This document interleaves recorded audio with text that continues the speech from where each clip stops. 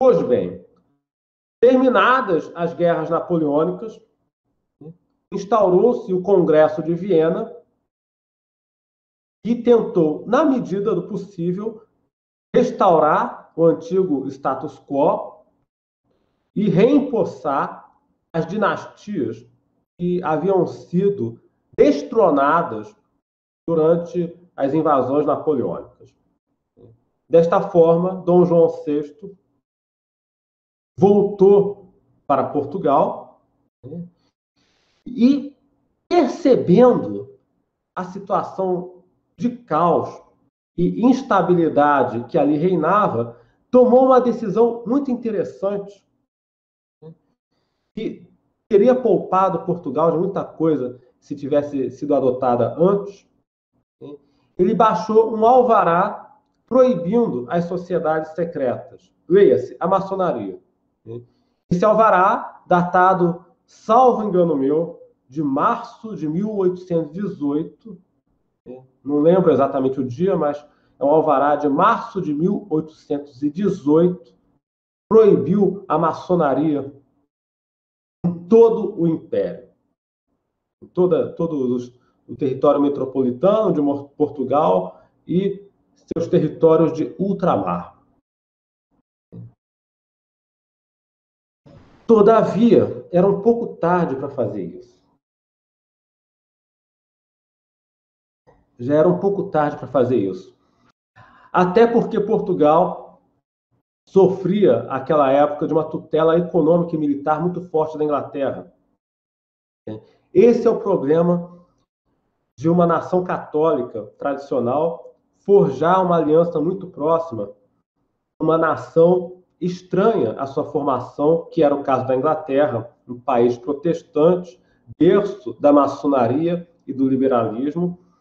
Então, essa proteção e essa ajuda que a coroa britânica dava a Portugal tinha como preço, como contrapartida, um processo de envenenamento de longo prazo. Tanto é que havia um corpo expedicionário britânico aquartelado em Portugal quando Dom João VI retornou ao país. O país estava numa situação meio de tutela. Eu poderia, inclusive, falar longamente nessa questão da dependência, de vulnerabilidade em que a nação lusa se encontrava, mas não é o momento de fazê-lo.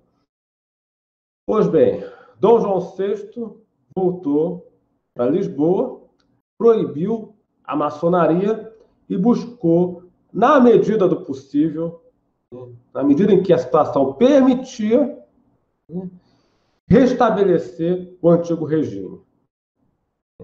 Essa tentativa durou pouco, teve curta duração, foi efêmera, porque logo depois, em 1820, eclodiu uma revolução liberal, que colocou Dom João VI contra a parede, forçando a aceitar a introdução de uma monarquia constitucional no país. Então, notem vocês, observem vocês. A maçonaria, embora estivesse proibida, proscrita, continuava operando, porque àquela altura o problema já havia adquirido grandes proporções. Então, esse decreto que Dom João VI achou em 1818 teve pouca efetividade. Foi algo como tentar tratar de uma doença no estágio mais avançado da sua evolução. O câncer é algo que você precisa reprimir, tratar no começo. Depois que ele avançou, se espalhou, enfim, é muito mais difícil. Ainda mais na situação de Portugal, que estava praticamente sob tutela econômica e militar da Inglaterra a maior interessada em introduzir o liberalismo no reino. Percebem vocês a incongruência que é, no longo prazo, defender a monarquia católica tradicional e, ao mesmo tempo, aceitar, né, ou até advogar algum tipo de aliança estratégica, econômica, militar com uma potência anglo-protestante? Não funciona. Isso não funciona, historicamente.